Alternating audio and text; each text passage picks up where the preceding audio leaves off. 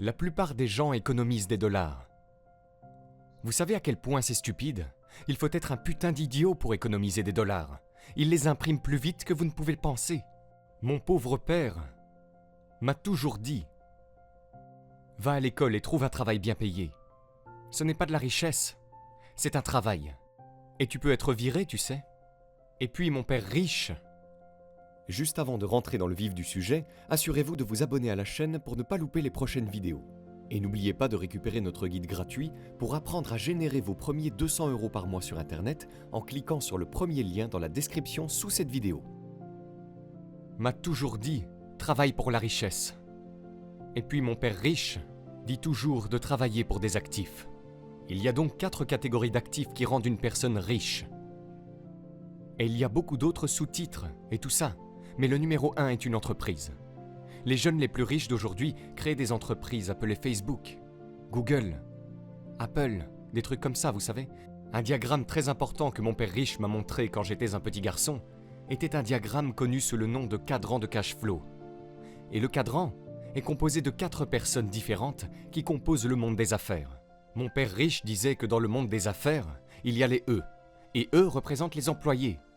Et les employés disent toujours qui ils sont par leurs valeurs fondamentales et leurs emplois, que ce soit le président ou le concierge d'une entreprise. Ils disent toujours les mêmes mots. Ces mots sont « Je cherche un emploi sûr et sécurisé avec des avantages ». C'est ce qui fait d'eux des employés, car leurs valeurs fondamentales sont basées sur la sécurité. Le dernier des 4 est le S, c'est-à-dire le propriétaire d'une petite entreprise ou le travailleur indépendant. Et encore une fois, leurs valeurs fondamentales les amèneront à utiliser les mêmes mots, à savoir « Si vous voulez que ce soit bien fait, faites-le vous-même ». S signifie qu'ils sont aussi en solo, mais généralement ils travaillent et opèrent par eux-mêmes. Sur le côté droit du cadran se trouvent les B. Et ce que Papa Riche disait que B représentait, c'était les grandes entreprises, comme Bill Gates. Forbes définit les grandes entreprises comme ayant 500 employés ou plus. Et leurs mots sont différents. En gros, je cherche un bon système, un bon réseau, et les personnes les plus intelligentes que je connaisse pour m'aider à gérer mon entreprise. Donc ils sont différents des S, ils ne veulent pas diriger l'entreprise par eux-mêmes, ils veulent que des personnes intelligentes dirigent leur entreprise pour eux. Et puis le 4e cadran est le I. Et I signifie investisseur. Ce sont des gens qui ont de l'argent qui travaillent dur pour eux. Ce sont des gens qui embauchent des personnes travaillant dur pour eux. Et les employés sont des personnes qui travaillent dur pour les riches. Au début de ma vie, mon père pauvre m'a toujours dit « Tu sais Robert, va à l'école et trouve un travail bien payé. » Donc la valeur fondamentale de mon père pauvre était d'être un employé. Il veut la sécurité de l'emploi, des promotions, un salaire régulier et tout ça. Et donc, c'est mon père riche qui m'a dit « Tu sais Robert, si tu veux vraiment être riche, apprends à construire des entreprises. » Pour lui, il était plus logique de travailler dur, de construire une entreprise, quelque chose que l'on possédait et que l'on pouvait transmettre de génération en génération à ses enfants. Alors que mon père pauvre m'a dit « Travaille dur ». Mon père riche m'a dit « Pourquoi travailler dur pour quelque chose que tu ne posséderas jamais et dont tu seras viré tout de suite ?» Là encore, il s'agissait d'une différence de valeur. Mon père riche m'a donc suggéré d'apprendre à devenir propriétaire d'une entreprise et d'apprendre à devenir un investisseur. Et c'est l'une des plus grandes différences. De ce côté-ci du cadran, le côté des employés et des travailleurs indépendants, ces personnes travaillent pour la sécurité mais aussi pour l'argent.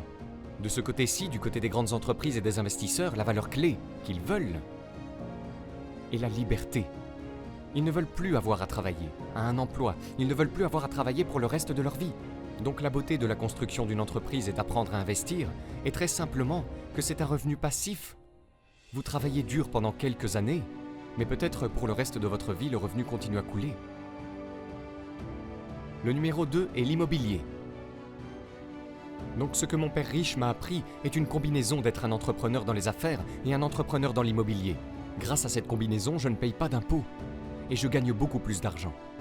Donc beaucoup de gens disent « j'ai une entreprise » et j'ai l'habitude de dire « eh bien combien de biens immobiliers avez-vous ? Sans immobilier, vous payez des impôts, c'est ça le problème. » La beauté de l'immobilier, c'est qu'on apprend à utiliser la dette pour s'enrichir. Je vais te donner un autre conseil. Si tu veux être riche, tu dois apprendre à utiliser la dette. Ça s'appelle l'argent des autres. Alors quand j'entends des pauvres me dire « je n'ai pas d'argent !» je leur dis « c'est parce que tu es un idiot, voilà pourquoi. Tu n'es pas censé utiliser ton argent.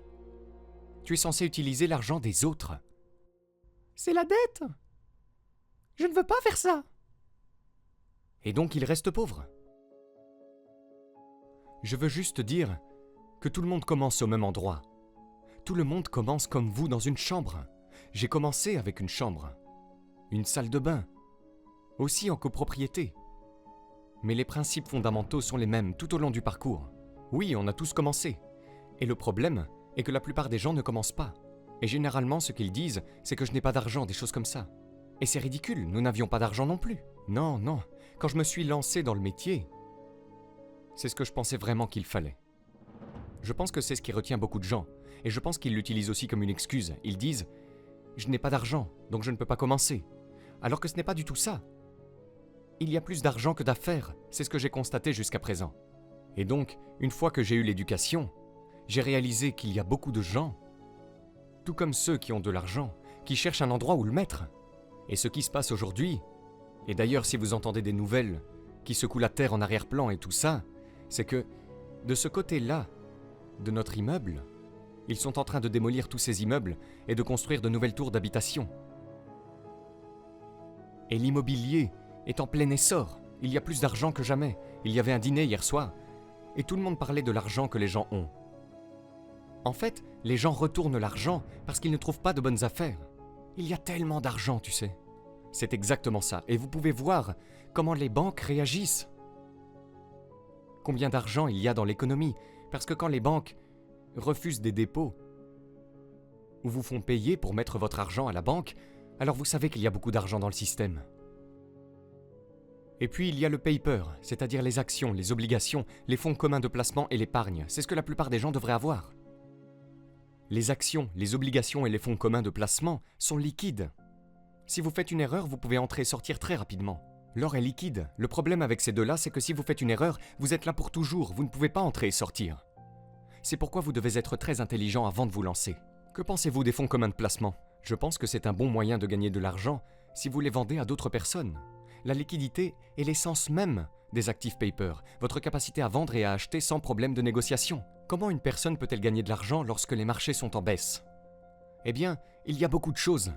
Cela peut être un peu complexe, cela demande un peu d'études, mais il y a quelque chose qui s'appelle une position courte. Ça, c'est du jargon. Donc si vous ne savez pas ce qu'est une position courte, les positions courtes sont illégales dans certains pays. Ouais, si vous ne savez pas ce que c'est, voilà votre premier indice de ce qu'il faut étudier. Mais beaucoup de gens riches, et en fait, comme Goldman Sachs et des institutions, ils prennent des positions courtes ici, où ils sont payés quand ça baisse. Tout comme une position longue est payée.